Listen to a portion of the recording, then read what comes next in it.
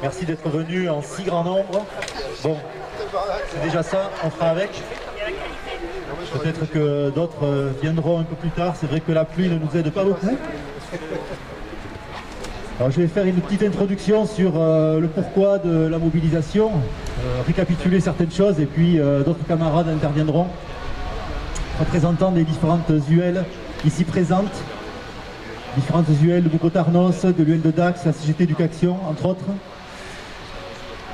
À l'heure où la crise sanitaire n'en finit pas de finir, le gouvernement a décidé de mettre en place le 1er juillet dernier sa réforme de l'assurance chômage qui va plonger de nombreux travailleurs sans emploi vers la précarisation et la paupérisation.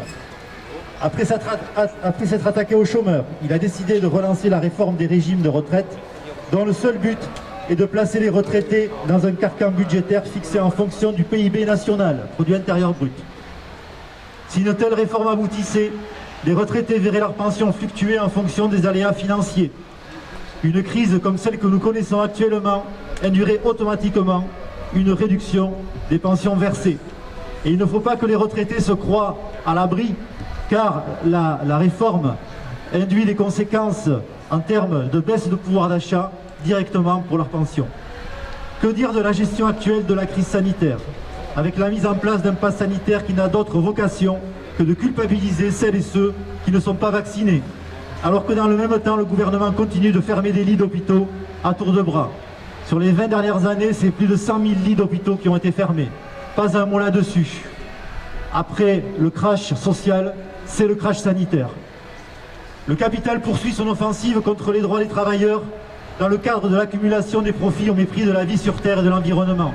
La sécurité sociale, les services publics, le droit du travail, les congés payés sont des conquis sociaux de haute lutte que le patronat nous reprendra pour tenter de maintenir ses profits. Tant que nous n'aurons pas viré tous ces patrons et actionnaires propriétaires des grands moyens de production, nous ne pourrons organiser collectivement la société en tenant compte à la fois de nos besoins essentiels et de la nature. Chaque combat de la CGT compte, car il est l'expression d'une résistance face à la rapacité des capitalistes. Le 18 et le 5 octobre doivent être des étapes vers la grève générale pour le contrôle de ce que nous produisons. À nous de construire les étapes suivantes. Hasta la victoria. Allô. Donc, bonjour à tous. Je me présente, Daniel Torres-Forte, secrétaire de l'Union locale Boucau-Tarnos. Donc, je tenais à vous remercier de vous être déplacés aujourd'hui. Donc la CGT l'a toujours affirmé haut et fort, la vaccination doit être gratuite, accessible, égalitaire, éclairée et surtout consentie. La CGT continue d'affirmer haut et fort que la vaccination ne doit pas être obligatoire et que les tests de dépistage doivent rester gratuits. La CGT a déclaré rejeter en bloc le pass sanitaire et son application à géométrie variable en combattant tout particulièrement la mesure de suspension des salaires des personnels non détenteurs de pass sanitaire. C'est le sens de nos actions de tractage à la sortie des centres commerciaux de Tarnos, Saint-Paul-les-Dax, Souston, cet été contre la loi sanitaire et pour la défense des intérêts de tous les travailleurs. Pour autant, le combat ne s'arrête pas là. Si le gouvernement se complaît avec l'appui du Conseil constitutionnel, dans une attitude de matamor avec des dispositions de cet acabit, unique en Europe, la CGT ne le laissera pas poursuivre une politique mortifère et destructive de l'hôpital public, ainsi qu'agir en toute impunité et transformer le Code du travail en serpillière. Nous l'exprimons clairement aux employeurs. Si certains voulaient se saisir de cette loi pour sanctionner leurs salariés, ils devront en répondre devant les prud'hommes avec une issue très incertaine pour eux. Sur le respect du secret médical, des strictes prérogatives de la médecine du travail, de la discrimination des travailleurs sur leur état de santé, du droit d'assistance et d'information lors de l'entretien face à l'employeur, il y a des brèches juridiques béantes au regard des dispositions du Code du travail et de la jurisprudence sociale constante de la Cour de cassation. Ça, c'est vrai. Il s'agit donc pour la CGT de mettre tout son dispositif juridique, conseillers du salarié, défenseurs syndicaux, conseillers prud'homaux, avocats et militants en ordre de bataille au plus près des travailleurs menacés par ces pratiques inacceptables, avec un objectif clair et assumé. Mettre en œuvre les batailles revendicatives, les mobilisations dans les entreprises et services publics, ainsi que les combats juridiques pour empêcher que quiconque se serve de la pandémie pour fouler aux pieds davantage la protection garantie par le Code du travail. que chaque travailleur des Landes confronté à cette situation prenne contact avec la CGT dans son entreprise, dans sa collectivité, son union locale ou directement à l'union départementale pour que nous soyons à ses côtés pour riposter. Je laisse la parole à Jean-Louis. Donc moi, c'est Jean-Louis, secrétaire général de l'UL ici de Dax. Macron ne s'est malheureusement pas arrêté à cette seule annonce. Ça marche, hein? Excusez-moi. Macron ne s'est malheureusement pas arrêté à cette seule annonce de passe sanitaire. Comme attendu, il compte mettre en place sa réforme sur l'assurance chômage à partir du 1er octobre. Pour le patronat, il est urgent que ceux qui sont contraints de perdre leur travail puissent devenir une armée de réserve plus conséquente qu'actuellement et faire pression sur les indemnités en même temps que sur les salaires. Cette réforme inique va plonger des dizaines de milliers de chômeurs dans une précarité encore plus grande qu'actuellement. Les conséquences seront gravissimes et dévastatrices. L'exemple de Macron qui dit qu'on ne doit pas gagner plus sans travail qu'avec un travail est tout simplement insultant. Et il nie le rapport entre travail et salaire. Les privés de travail ne sont pas responsables de leur chômage, c'est le patronat le coupable. La précarité n'est pas une fin en soi et les différents plans des différents gouvernements n'ont fait qu'accentuer ce maudit phénomène. Seul le travail bien payé, pas comme maintenant, permet de pouvoir vivre et s'émanciper. La réforme des retraites, une conquête sociale issue des luttes des travailleurs qu'il faut absolument détruire au profit des marchés financiers. C'est de ça qu'il s'agit pour Macron et le patronat. En un mot, pour les capitalistes. Travailler plus longtemps, jusqu'à 64 ans, est la première étape, puisqu'il faudrait sauver le régime par répartition de cette manière. Faire travailler les salariés plus est une vieille idée du patronat qui débute dès la mise en place de la sécurité sociale après-guerre. Les jeunes devraient regarder les plus vieux se tuer au boulot tandis qu'ils seront dans la plus grande précarité. Les mesures successives depuis 30 ans d'allongement du temps de travail pour partir en retraite n'ont rien donné de positif. Au contraire, elles ont affecté tant les finances du régime que les salariés qui sont partis. Temps de travail plus long et baisse des pensions lors du départ sont les deux faces d'une même pièce. En parallèle, une majorité de Français veut partir du travail dès 58 ans. Pour que l'âge de départ soit validé, il doit passer devant le Parlement lors du débat et du vote de la loi des finances de la sécurité sociale fin octobre. Ce que ne dit pas Macron, c'est que ça ne suffira pas et que le régime par points doit devenir la norme pour tous, pour les futurs retraités comme pour les retraités actuels. Rappelons-nous le coup de 2020 avec l'article 49.3 et le passage en force contre les manifestants et le débat parlementaire. Le système des retraites n'est pas un déficit chronique.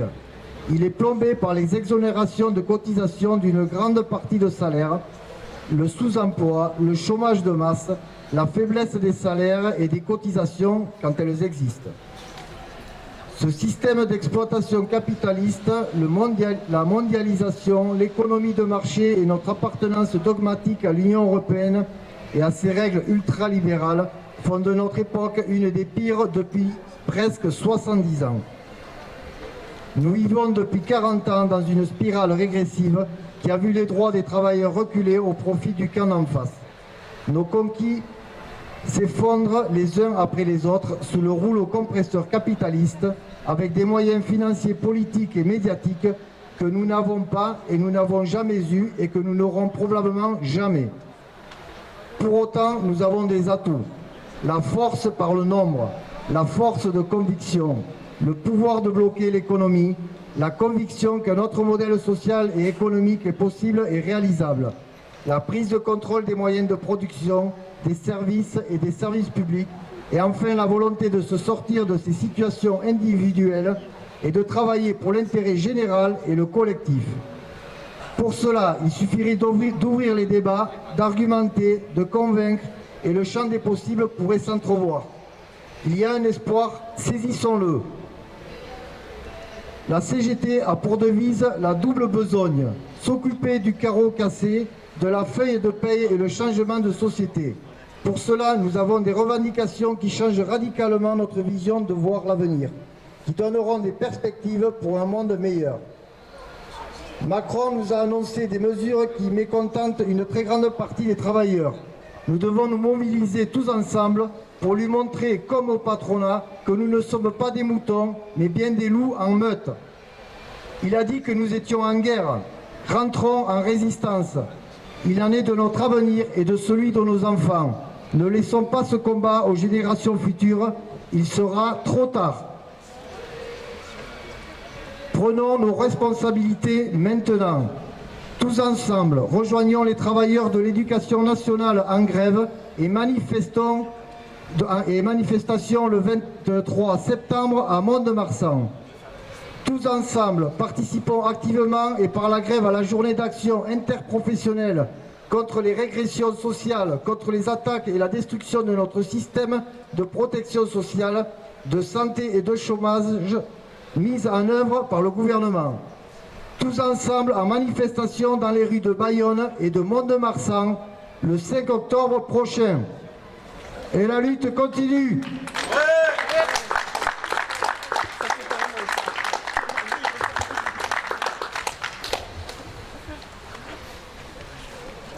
Les paroles de la secrétaire départementale de l'UD-CGT du 13 des Bouches-du-Rhône qui intervenait dans les manifestations il y a quelques jours avec ces mots: vaccinés et non vaccinés, ne tombons pas dans le piège tendu par Macron, restons unis pour les combats présents et à venir.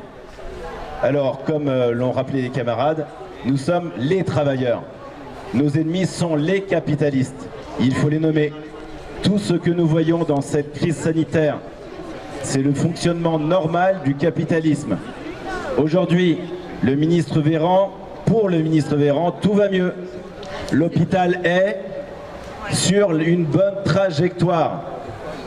Contre le ministre Véran, la bonne trajectoire pour nous, les travailleurs, c'est de mieux soigner, c'est d'améliorer notre système de santé, c'est d'avoir des soignants plus nombreux, mieux formés, mieux payés, c'est d'améliorer la qualité des soins, des conditions de travail, c'est de rendre indépendante notre recherche publique, c'est de rendre plus forts les travailleurs de la santé, c'est de nous sortir collectivement de la peur du lendemain.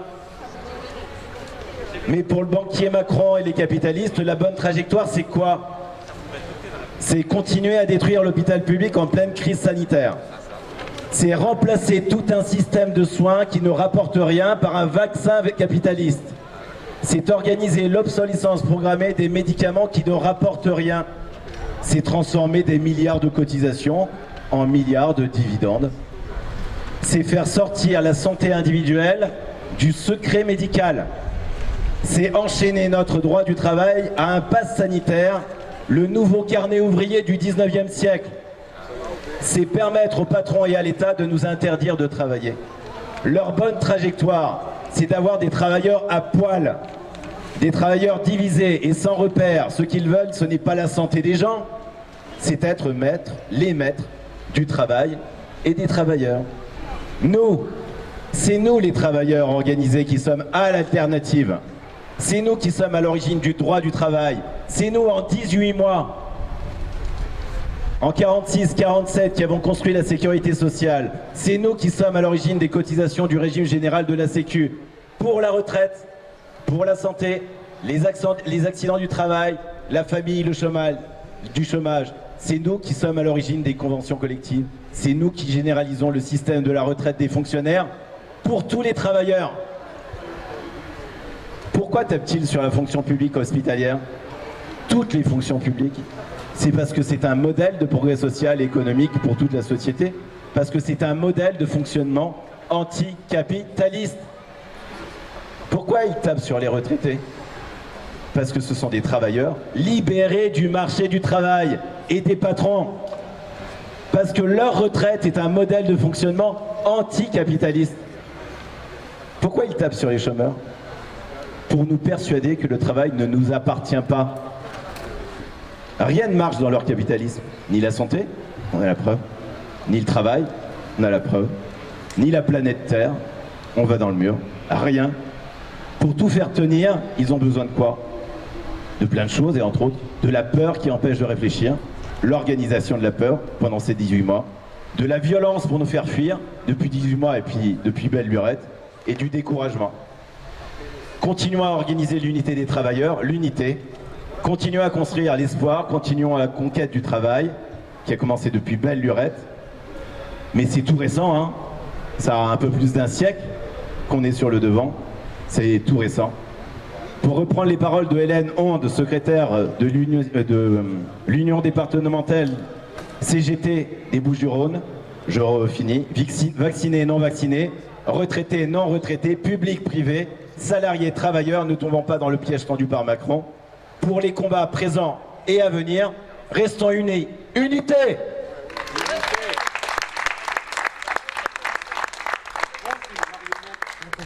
Parce que le mouvement actuellement citoyen ne reprend pas effectivement tout ce que nous, au niveau de la CGT, on défend, notamment par rapport au chômage, par rapport à la retraite, etc. Donc je dirais qu'aujourd'hui, je viens de Mont-de-Marsan, je suis très heureux de me trouver ici, au milieu de vous tous, même si aujourd'hui, on voit bien qu'y compris dans la CGT, on peut avoir des problèmes d'approche par rapport au pass sanitaire. Ceci étant, je voudrais quand même rappeler certaines choses. Donc le 14, j'étais à la manif de Mont-de-Marsan, je disais, j'ai pris la parole en disant, vaccinés ou non vaccinés, on a besoin de bras pour l'hôpital, de bras pour nous soigner tous. Nous avons besoin de tout cela, donc il faut arrêter. Et on a aussi besoin de tous les personnels, libéraux, qui aujourd'hui sont interdits d'exercer la médecine, parce qu'effectivement ils ne sont pas vaccinés. C'est quand même, une honte de voir de telles choses, puisqu'aujourd'hui, quand on veut par exemple avoir un rendez-vous chez un dentiste, on va essayer, si vous avez une rage de dents aujourd'hui, d'avoir un rendez-vous chez un dentiste le lendemain, c'est impossible. C'est impossible. Moi, on m'a envoyé chez mon médecin généraliste pour effectivement que je me fasse soigner mon infection par antibiotiques. Et après, il a fallu que je me trouve un dentiste et j'ai mis 3 semaines pour trouver un dentiste qui puisse me soigner. C'est quand même un comble. Et aujourd'hui, on nous dit, les chirurgiens dentistes qui ne sont pas vaccinés, ils n'ont plus le droit d'exercer.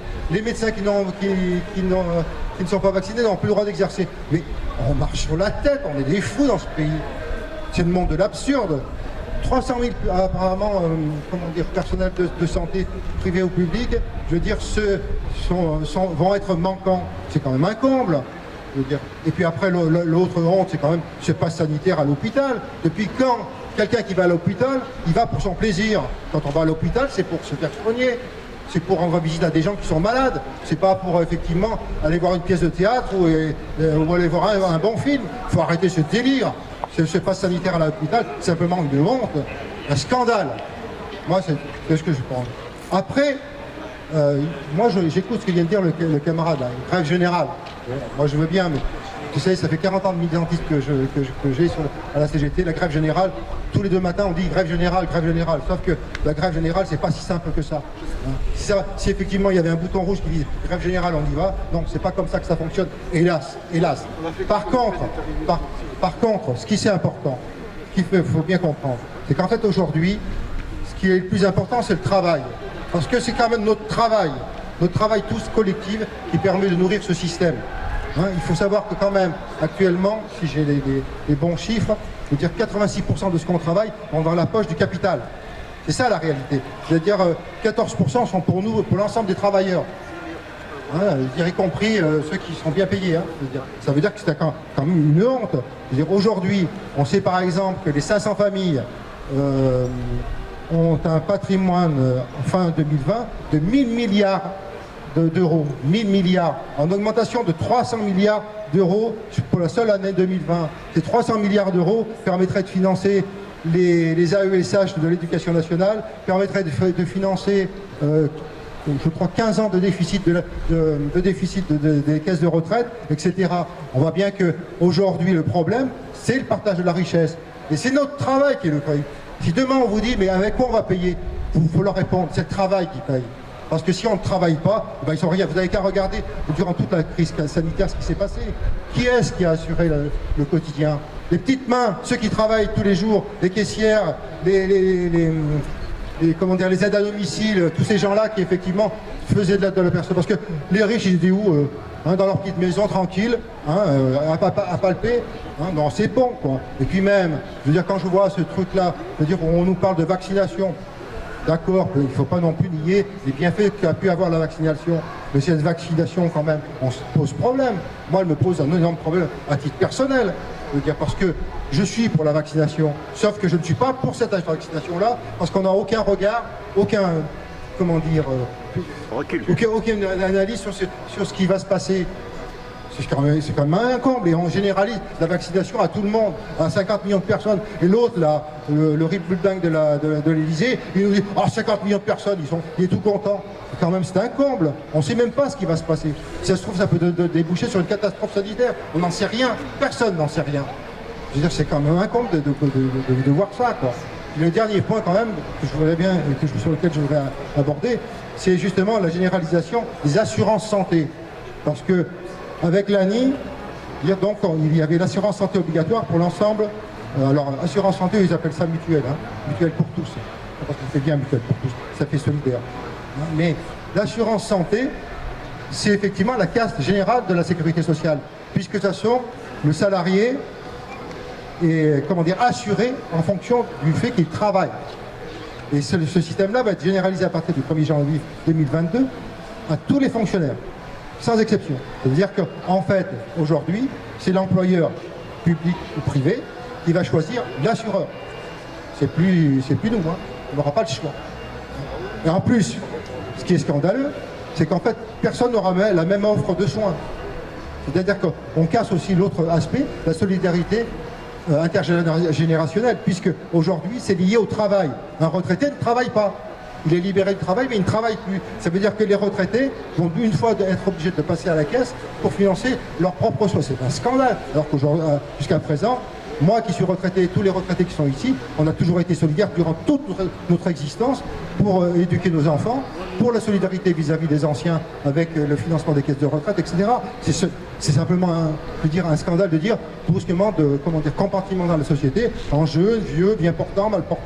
C'est une honte, quoi. Donc, pour terminer, je veux dire,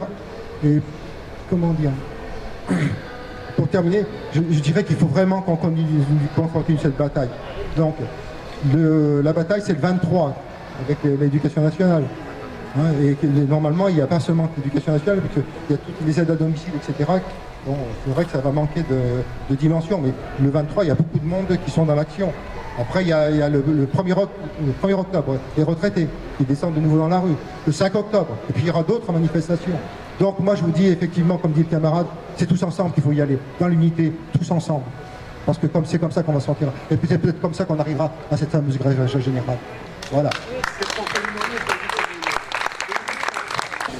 Je reprends juste un petit détail, là j'ai entendu que le monsieur qui veut aller voir son dentiste, là, il dit que ce n'est plus possible. Mais bien sûr que c'est possible d'aller voir un dentiste. Pour la simple et bonne raison, c'est que même si on vous demande le passe sanitaire, vous devez être informé qu'il y a des autotests antigéniques que vous pouvez faire à la pharmacie, que vous pouvez faire dans un labo. Ceux-là, ils sont remboursés par la sécurité sociale. Par contre, s'ils ne veulent pas vous le faire, vous pouvez très bien vous acheter une boîte d'autotests. Il y a 5 autotests à l'extérieur. Vous les faites vous-même et vous l'accompagnez d'une attestation sur l'honneur. Et je peux vous dire que ça marche parce que moi-même je l'ai fait. Donc n'importe qui peut aller à l'hôpital, n'importe qui peut aller voir un dentiste, n'importe qui peut aller voir un chirurgien ou autre avec une attestation sur l'honneur et un test antigénique que vous-même vous faites et que vous faites faire par la pharmacie ou par le labo et c'est valable. Voilà, il faut bien le savoir et c'est important pour tout le monde. Merci. Si j'ai pris la parole aujourd'hui, je ne suis pas syndiqué, je ne suis pas politisé, je suis un citoyen lambda, je ne défends personne. J'ai fait les Gilets jaunes pendant 3 ans, je soutiendrai toujours tout le monde, qu'il soit syndiqué, politisé ou autre. Je me bats pour une chose, et j'espère que vous vous battez aussi pour la même chose, c'est la liberté, l'égalité et la fraternité. Et la laïcité, c'est une vie. Il faut bien avoir en tête que ce rassemblement aujourd'hui, Bon, on aurait même aimé qu'il y ait une manifestation, tout qu'on avait déposé pour une manifestation, hélas. Il y a un samedi assez spécial parce que bon, il y a un rassemblement en Mont-de-Marsan aujourd'hui, je pense que beaucoup de monde a pu y aller et que la météo ne nous aide pas. On a fait ce qu'on a pu en tout cas pour ne pas forcément attendre le 5. Je crois que toutes les mobilisations comptent à partir du moment où elles participent à créer un rapport de force face à ce que nous subissons, à toutes ces politiques ultralibérales qui visent à nous diviser, à nous opposer les uns aux autres. Alors ce qui fait la force, ce qui fait une société, c'est l'intérêt collectif. L'intérêt collectif qui permet le déploiement de l'intérêt individuel et non pas le contraire, contrairement à tout ce qu'on entend à travers les médias. Et ce pass sanitaire, il fait partie des attaques néolibérales. Ce n'est pas un élément spécifique à prendre en compte, il fait partie d'un tout. Et comme par hasard, ça se retourne contre les travailleurs. C'est-à-dire qu'aujourd'hui, il y a des travailleurs qui ne sont pas vaccinés et qui se retrouvent sur le carreau, sans rémunération, avec la contrainte de se mettre en accord avec la réglementation exigée par le patronat et via le gouvernement. Et ça, on ne peut pas l'accepter. C'est une attaque contre le droit du travail, contre les intérêts des salariés. Et ce rassemblement aujourd'hui est là aussi pour dénoncer ces différentes régressions sociales, comme Carlos l'a rappelé tout à l'heure. Le droit du travail, c'est nous qui l'avons construit, et ce sont les néolibéraux qui, jour après jour, sont en train de le détricoter.